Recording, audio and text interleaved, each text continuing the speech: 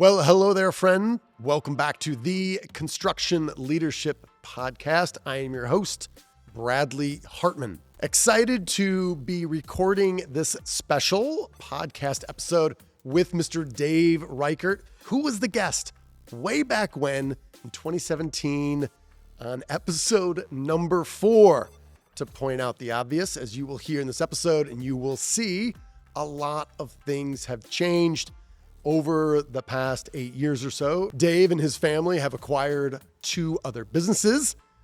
3 of 4 sons now work in the business. Today, after Dave and his team very generously offered my team an educational tour of the new facility, we got together to record a podcast here that, at the end, after we covered some territory, had each of his 3 sons come in with a pop quiz question that Dave handled very elegantly and with insight. So without further ado, please enjoy my conversation with Mr. Dave Reichert of Davis-Hawn Lumber Company, Lynn Floyd Architectural Millworks, Davis-Hawn Architectural Millworks, and ACM, which stands for something long, Architectural Carpentry Materials. As always, thank you for listening.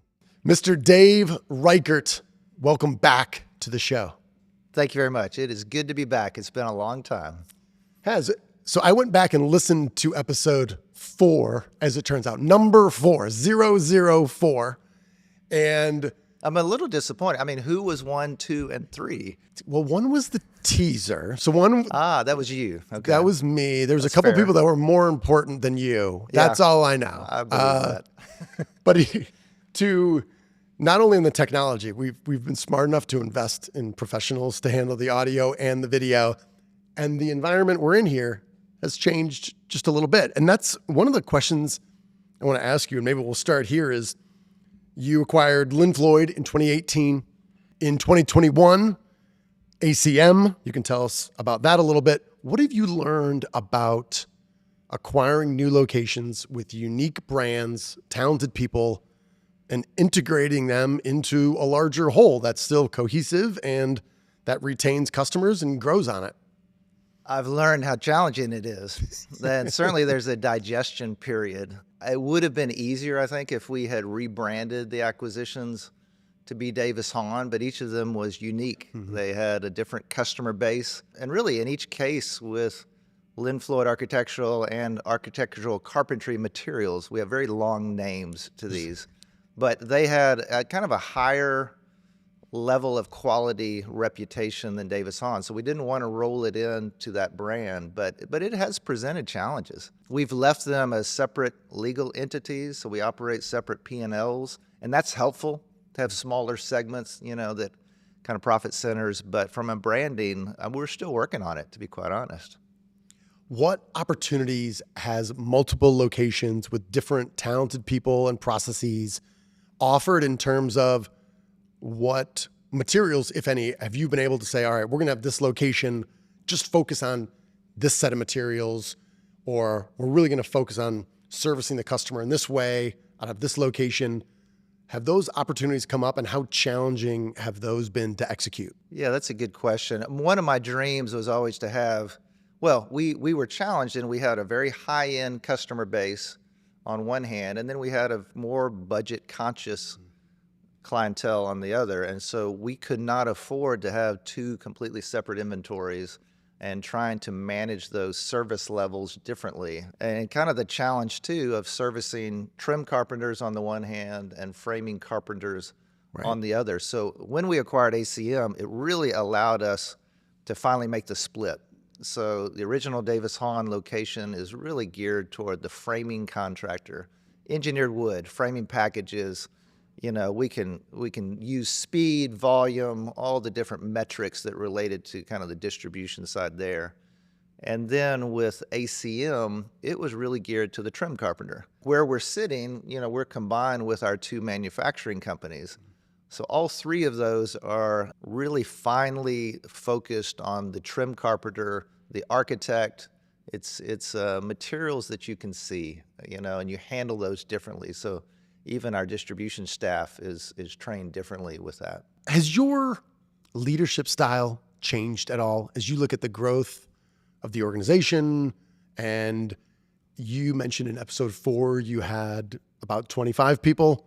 So almost about 3x the number. Yeah, we're just under 75 now. Okay. Have you changed as a leader, either intentionally or just as the growth of the business has required? Yeah, I've changed out of desperation, I mean, you could do kind of the management by walking around when you've got a single location and 25 people wearing a lot of hats. I think back then, too, we weren't of a size where I felt like I could hire in the best talent. We just didn't feel like we could afford it.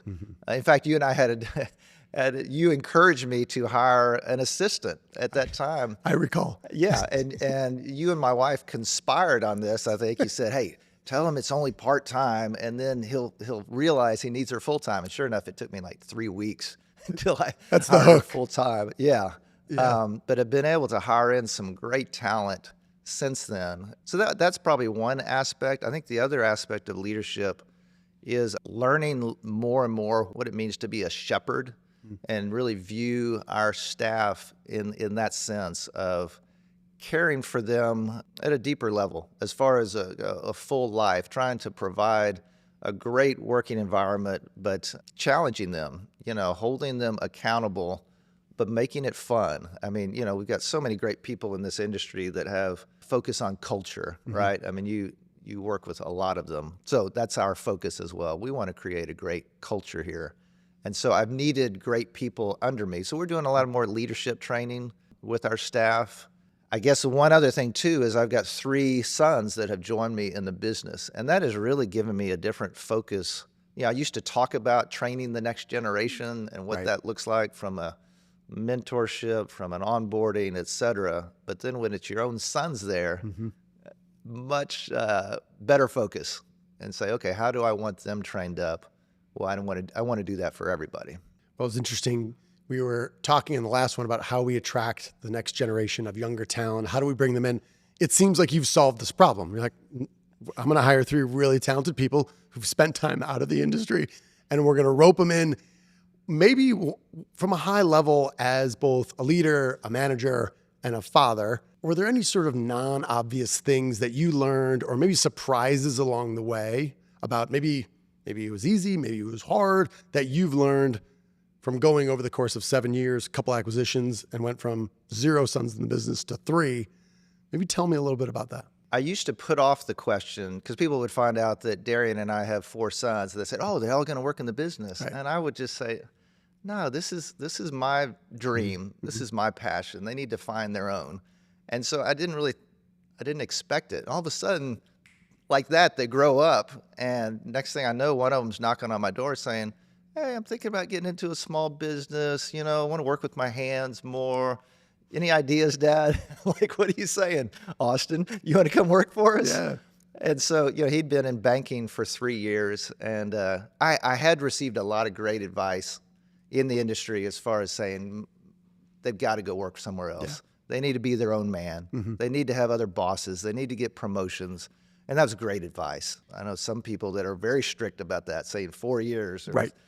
For us, it's been 2 to 3 years. But in each case, all 3 of my boys, Austin, Ben, and Will, have had good careers. They gained confidence. They've worked in other settings. So that's been great. Well, I can only imagine those experiences, good and bad, what they've learned, especially from other industries, because I find myself, we're not going to go down a rabbit hole of talking about sales and sales methodology in the LBM industry versus other industries. But things that are just very normal in other industries across the board are different here, or in some cases absent here. So I can only imagine they brought new ideas and new perspectives that have proven invaluable. Oh, very much so. From a technology standpoint, from a communication standpoint, also giving us access to a whole nother generation workforce. I mean, they've got friends and buddies and, you ought to talk to so-and-so. And so that's been fun. They are sprinting ahead of me on marketing ideas. In fact, I'm trying to reel Ben in on our marketing budget. He keeps saying, "I need a boundary, Dad." But until then, here's our new bling or our swag. We got a lot coming in right now. You've done a nice job on branding. One of the things we talked about was, I thought, just the classic nature of the Davis-Hawn branding down in Oak Cliff.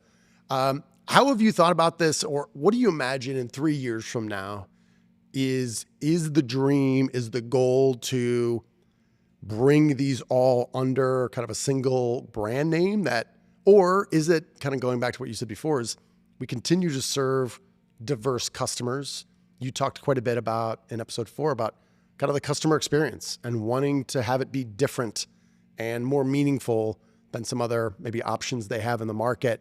Maybe tell me a little bit about kind of the branding, the goal there, and some of how you want to make sure that the customer experience remains really different. Our first attempt at this, we have a holding company called Reichert Woodworks, and I was a little hesitant calling it after myself, but I've really named it after my 3 sons. So it's Reichert Woodworks. Okay. So it's kind of a sub-brand, so it'll say Davis-Hawn Lumber, a quote Reichert Woodworks company, just to try to tie the family of companies together. But I think from a marketing standpoint, I mean, our workhorse is still the lumber company, Davis-Hawn Lumber, with these other kind of boutique businesses, more specialized. I mean, we're here in a big market, Dallas-Fort Worth, North Texas. Our customer base is used to very specialized providers. It's not like if we were in a smaller town and it's a one-stop shop. And so we market ourselves as excellent at architectural millwork, specifically moldings and radius millwork. We manufacture very high-end bespoke doors and windows. We are engineered wood lumber specialists, in other words. And so trying to bring those under a brand. We've also kind of discovered, the more we do it, we've really got 2 lumber yards, and those distribution businesses act so similar, same software, ERP systems. We can do some centralized dispatch with those. And then the 2 millwork shops, again, we're manage those very similarly. Huge labor component, obviously, different software systems. But so, whether those end up merging over time, I don't know. That remains to be seen. You mentioned technology, talking to David McDaniel about the work that he's done, and I think I was in the other building with you within a week or 2 of closing. And while there was a system of some sort, some of it was digitized, a lot of it was not. And then you've got your kids coming in, which I'm sure are really accelerating that pace of change. What have you learned about acquiring new technology and then implementing it in a way that doesn't become just a giant obstacle as it is in a lot of companies? Well, the wrong man's sitting in this chair. So David McDaniel does all that for me. Okay. I'm probably the resistor or the ask more questions. He's more comfortable with a early stage software company. Our industry is generally not groundbreaking. It is I know not. That's shocking. It is. Yes. I believe you're right. But so trying to push that envelope and things that we can't get out of our main system, how can we bolt on? How can we, it might be payment systems, certainly dispatch and delivery software, those sort of things. And so he's pushing the envelope for us. Okay. I think my sons will be more aligned with him. I can barely answer my phone. So I am not the guy that needs to be driving that. I will say one other area of technology has to do with the 2 millwork companies. What we have found is it's really been nearly impossible to find, say, a bench carpenter that knows old world joinery, mortise and tenon doors, and that kind of craft. So we really are trying to grow our own. And so as part of the attraction and retention of that next generation, we're pushing the envelope, at least for us. I mean, we're going from shapers and some basic tooling to 5-axis CNC. We've got a 3-axis CNC. We've got some great Weinig 6-head molders. So we're trying to attract that technologically savvy young craftsman that may not know that they love working with their hands or building doors and windows, but we can draw them in with that technology. Well, we are overlooking this now. Obviously, if people are watching this on YouTube, they can see.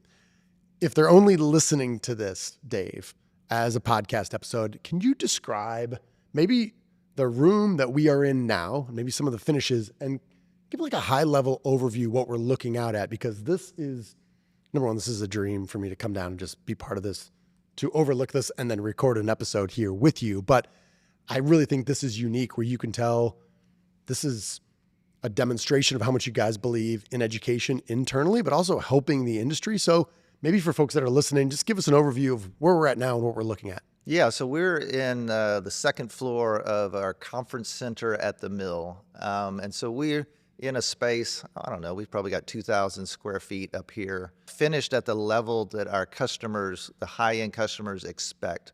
We want them to feel like they're in one of their projects.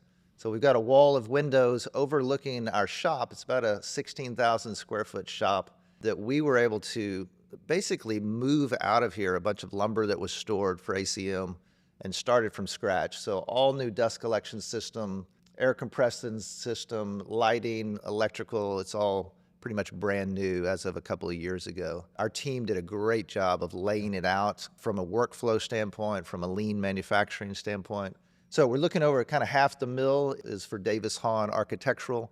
We've got 2 of those Weinig molders I mentioned. We've got the 3-axis CNC and a little bit more space. That's a higher speed production. We're cranking out more volume on custom moldings. You and I were talking, we've got like 4,000 different knives for custom profiles, Right. all different types.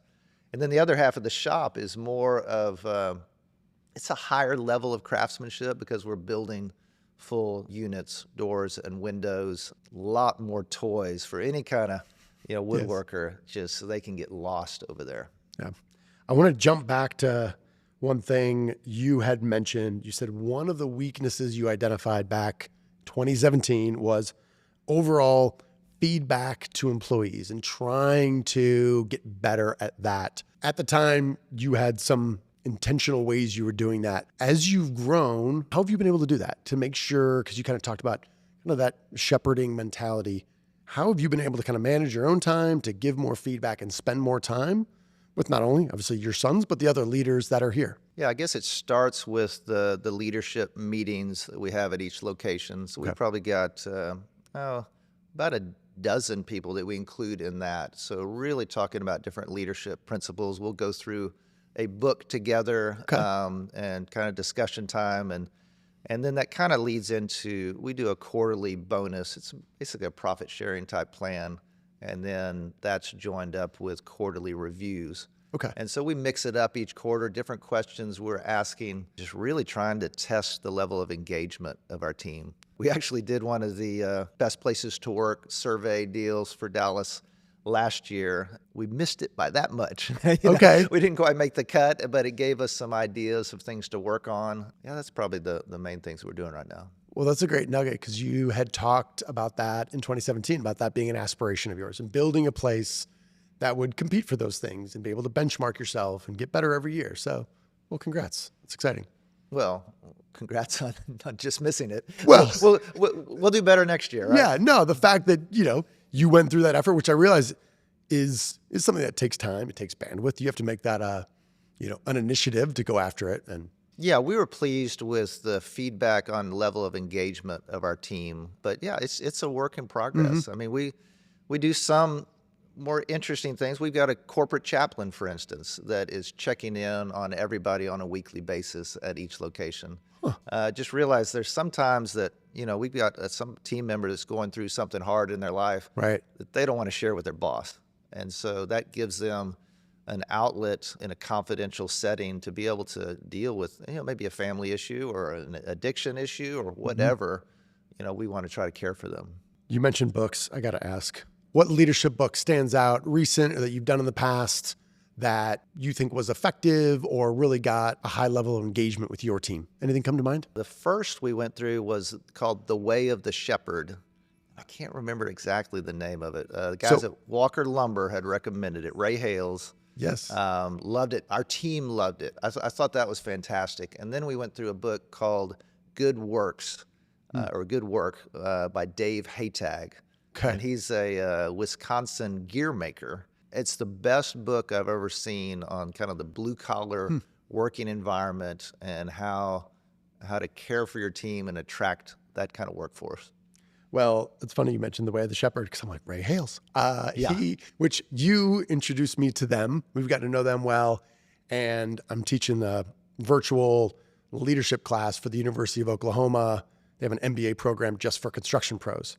So I reached out to a bunch of folks and I was talking to Ray and I said, if you were designing this course, what would you make a recommended reading? And he mentioned that book. Yeah. So I bought that, and that was wonderful. Well, So, he's the guy that I'll text or call and say, okay, we finished this book. What else have you Yes. got? So Yes. I think we're doing one called a weekly coaching conversation okay. is the next one that we're going to be going through. All right. So kind of a business fable kind of thing. It's fairly easy read. Love it. All right. Are you ready for this? We've never done this before, and that's why we want to do it with you. Multi-generation, multiple children, multiple employees, one at a time, bringing in a question. I know one of the questions. The other two we don't know. So we're going to parade in all three of your sons. I wasn't really nervous when we first started, but now I'm starting to feel a little at risk here. Maybe it's the excitement. Maybe that's what it is. Perhaps. All right. Perhaps. So why don't we go, you know what? No, we'll go in order of Birth order, height, looks. What are we going with? Yeah, we're going to go with birth order. So I know this question, which I love, all right? And then we're going to go Ben. Ben has been giggling since we mentioned this was going to be a thing, but we don't know what that is. And Will has got the best poker face of any of the three children that I've met so far. He's harder to read. All right. For sure. So are we ready? I think so. Okay, here we go. So, Austin. Yes, sir. Welcome to this small segment of the show. Glad to be here. I'm glad you're here. All right. I do know this question, and I love it. So let it rip. All right. Well, you grew up as our coach for many sports, but mainly basketball. And then now in so many other ways, you were still our coach, which is super sweet. But if a lumberyard was a basketball team, which positions are all the brothers currently playing? Well, let me think about that, because we've got point guards, we've got centers, we've got posts in a normal basketball setting. Uh-huh. You know, it's interesting. Yeah, none of y'all played the same position growing up, so it was very complimentary. You know, you're 2 years older than Ben. Ben and Will got to play together. Will got to throw the alley-oops to Ben. So that was so fun to watch. So, yeah, you think about kind of handoffs, you know, having – that's a great question. I'm trying, and in fact, I received some great advice from a friend who said, Dad, it's not your job to decide where everybody goes. These are grown men. They need to figure out what makes their heart sing. You know, so we're still, I would say, at the sampling stage where each of y'all are rotating through different areas and trying to find your spot. Interesting. I would say Will is still kind of the point guard, or will probably, because of his analytical nature. And so I think he's going to distribute a lot. Yeah. You know, he never liked to shoot anyway. I couldn't get him to shoot. So Ben. His court vision was unmatched, though. I know. Had great Was this a peripheral problem for vision. you? Did you struggle to shoot the ball as well? No, Austin's a good shooter. I was a pretty decent shooter. Yeah. So I don't know if that fully answers your question. Not at all. No. I mean, yeah, they left it What more else? vague than specific. I've got a derivative of this. It Okay. might be different. It might be worse. Help me out. We just don't know. If your children, you had to match them up to a current or past NBA player, Ooh, yeah. who good would derivative. they be? And we've established, I feel like he answered a third of the question. He said Will, his This is favorite. kind of like, do you remember the old parentheses, his beat favorite. the pro exercise we used to do? Yeah, I'd pull out. Michael Jordan, of course, I'd always pull out. This is Yeah. a shooting drill on the backyard, you know, where they had to make a certain number of shots. Otherwise, every time they missed, the pro scored 2 points. Right. Okay. So Every time you shot and made it, it was 1 point. So you're kind of losing battle to begin with. Will always wanted to be LeBron James. You know, he actually wrote instead of a letter to Santa, he wrote a letter to LeBron. I mean, that's how intense. He's our current Maverick fan, although he's under protest. Aren't we all? Can we Yeah, mention tough. Luka's trade? We can. I've got a conspiracy theory that would make this a 3-hour podcast. But All right, we better cut it short. we better cut it short. So are you saying Will is LeBron? Is that what we're doing? Because both times he answered this, ignored you and talked about Will. I know. This I know. is fascinating, but Well, Austin would be more of a spot-up shooter type. I'm trying to think who that would be. Old time? Are we going? I'm giving you all time. Yeah. Oh, I'm drawing a blank right now, Austin. Okay, downtown Freddie Brown. How's that? Do you remember Seattle Supersonic? Not sure I do. Yeah, I'm a little older than you are. I can tell. I think I could take him. Downtown Freddie Brown? Now, it's probably 88. Yeah. It's good. All right. Wouldn't and be fair, Ben? but- Would be Ben. Ben Daryl Dawkins. Daryl Dawkins. Chocolate Thunder. Chocolate Thunder. And because he was in a church league, city league game, Who? Ben Ben. or Daryl Dawkins? Ben goes up, two-hand, rips the rim, shatters the backboard. We've got a great photo of him holding the rim, standing beneath the shattered backboard. It's the biggest smile ever too. He's just holding the rim. I have never been so proud of vandalism in my life. I was going to say, is that covered under most church insurance programs, or is this something you guys had to foot the bill for? Yeah, I don't remember. I was think it a it was just kind breakaway? of you just kind Or of no, yeah, you very just took quickly. down a non-breakaway. Did you leave the rim? Did you leave the rim? You left the rim. Okay, You just left it making around sure. his neck as he walked Yeah, out. yeah, exactly. It's your trophy. You got to hang it up somewhere. I don't know. I don't think I helped it at all, but I wanted to make sure you didn't let him off the hook. I had to bring answering basketball in the question at least a little bit. 33%. I appreciate the fact that basketball is a team sport. Obviously, in this business, it is a team sport. So Absolutely. All right.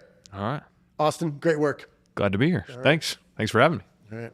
Send in number 2. All right, Ben, Yes, sir. welcome to the show. Thank you. Glad You've to had be a here. grin on your face for a half an hour. I since thought you've about been- this this morning. All right, let it rip. All right, Dad, Ben, what are your thoughts on child labor laws and why did they not apply to us growing up? I thought that I could safely protect you. Although, as we look back at the lumberyard, that upper mezzanine deck that's got the one board about 4 feet up, and you guys were 3'6". I'm not sure why I let you run up and down that. You were having fun though. We were having fun. Yep. You played in the sand and mortar mix. I don't know if that's bad for the skin or not. We're but, here. We're here. That was fun. What else did y'all do? Well, just tell him what you would tell Rudy whenever we'd work there in the summers. I don't. I think Give you're him the gonna remind jobs me. you don't want to do. Yes, I did not want them spoiling you, and I wanted them to treat you like anybody else because I didn't want them sucking up to me by trying to be nice to my kids. Yeah. And I wanted y'all to learn work ethic, a good work ethic, and it worked. Ben, what was the earliest memory you have? Probably the sandbox was what we called it, but it was not the sandbox. It was very But- corrosive calcium that could It was tear masonry the flesh. sand and some aggregate that they would play in as about 7 or 8 yards of it piled into these bins. Y'all had fun digging tunnels and all sorts of stuff. That's cool. And you acquired Davis-Hawn in 1999? Yes. So Okay. Ben was 2 or 2.5. Oh, wow. Austin was Okay. 4, I guess. No, you were 1.5 because Yeah. Will had just been born. So Carson, our fourth, was not on the ground yet.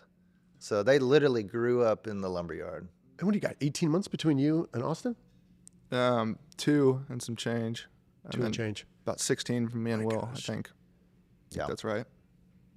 Well, we actually, back then, we had a field in the back that had not been developed yet. And so we built a backstop, built 2 foul poles. And so we were back out there playing, we had birthday parties there. I mean, we had a great time. Swinging sticks of lumber. They used to also Yes. have an intercom system, and once we figured out how to do the full intercom, that was when it was really fun. Do you remember that? Yeah, all I remember is y'all discovering the snack area. And I'd be coming, they'd have these honey buns. I mean, wrappers everywhere, Bear It was- claws, 3 or 4 at a time. Oh, they loved it. That and the old soda machine. They used to have my dad would always have a jar of quarters in his desk, and so we'd always go rate the quarters, get some sodas. It was much more impressive than my former profession as a lawyer. I could not impress them with much. They know. But when you can crawl into the cab of a pickup, blow the air horn, hop in a forklift with your dad, and raise up Pretty great. thousands of pounds. So Did you guys ever race forklifts around the yard? Nope. Oh, because We're that's not allowed to drive them. Yep. But we Wow. would climb lumber stacks I never did that all day either. long. All right. all I Great got. question. Thank Ben, you. thanks for joining the show. You're welcome. All right. Will, How's it going? welcome to the show. Thank you. All right. Got a hot question. So you've heard the other 2 questions. I have. Are you confident whatever question comes out of your mouth now is by far the best one? Because in both of the answers to both of your older brothers, you came up. So I hope this is the best because you seem like the best son. I don't know about that. I appreciate that. we but love them all the same, Bradley. The question I have, whenever you would drive us to school in that big red truck, how confident were you in driving that around, or were you just completely winging it? Fortunately, that was a non-CDL truck. Okay. Can you describe the truck, please? It was a Kenworth. Oh, okay. I think a T300, as I recall. About an 18-foot flatbed on it. Manual, I'm assuming? No, it was on automatic. Oh, it that was, okay. That was fairly easy. Okay. But we would pile, how many kids would we get in the cab of that thing? I feel like 4 at Yeah. least or 5. This was the last day of school every year. And so we would literally do laps around the neighborhood, picking up kids, dropping them off in front of the school, blowing the air horns, scaring the crossing guards. You know, they had a ball until what grade did that no longer cool? Definitely, I think 4th grade was the last year. Yeah, I couldn't go to middle school No, in that. definitely not. Very uncool. No, when I was most nervous was the July 4th parade when we had all the Cub Scouts on the back and we had some float in front of us that was throwing out candy. And so all these kids are darting into the street in front of my big old truck that I only drive once a year, picking up candy. And I was just praying that, Lord, please help me not squish one of these kids. Squish is one verb to use, but yeah. Will, what were you going to say? I just remember like we would get dropped off in front of school, and I was definitely a shyer kid growing up, and so I would get out of this big truck, take me like 30 seconds to like climb down it, and then I would be walking into school, and just everybody's looking at me, and then I would just hear this big air horn blowing behind me, and so I would just like put my head down, like running in, thinking like, oh, these kids probably think I'm so weird. Did you ever take it to prom or anything cool like that? Homecoming, maybe? No, I didn't. That's a missed opportunity. We should have. Well, let me ask you this. When you are a father and say you have access to a truck like that, will you take your kids to school in it? Ooh, that's a good question. That's a good question. I feel like I'd have to keep the tradition going. I think so too. Yeah. Yeah. Yeah, real quick, talk about the truck that we saw. Oh yeah. None of us believe you, but you can go. Oh, you saw it? We had a family vacation in Belize. And Okay. there's one road all the way over to Guatemala, I think, to see the Aztec ruins or Mayan ruins. And we're coming back the other direction, heading toward the coast. I'm in the back seat. We're all tired. I look out to my left, and there's this lumber truck. It's yellow, and it says Davis-Hawn Lumber Company on it. What? I do a double take. I'm waking everybody up in the car. And I'm like, what in the world? And I get back home and I look through the records, and sure enough, we had sold that truck and they had a home address in Belize. They'd driven it from Dallas all the way through Mexico, all the way down to Belize, and we run into it on vacation. That is a phenomenal story. So the lesson is mark off the labeling on your truck when you sell them. Don't leave it on the truck. Yeah, hopefully some legal activities were. Oh, no telling. Did you have any concerns at any point in time? Like, I don't know who might be sullying our good name in this globe, and to realize that someone out there is running around. Branding is very important, Very throughout important. the northern hemisphere here. Oh, I didn't know where you were going with that story. I didn't think it was that, but I thought you would have had a heart attack. You're like. We should have turned around and gotten a picture with it, and we missed that opportunity. Oh but my gosh, that's amazing. All right, Will, appreciate you making time. Yeah, thank you. Hey, thanks. All right, Dave, you've had 3 questions you haven't seen coming. I'm going to give you a 4th. I want you to bring this home. If you said, all right, if I had to distill, I'm going to give you a terrible, ridiculous question. Distill down all the experiences of your leadership journey from episode 4 to, this will be episode somewhere between 460 and 470, probably.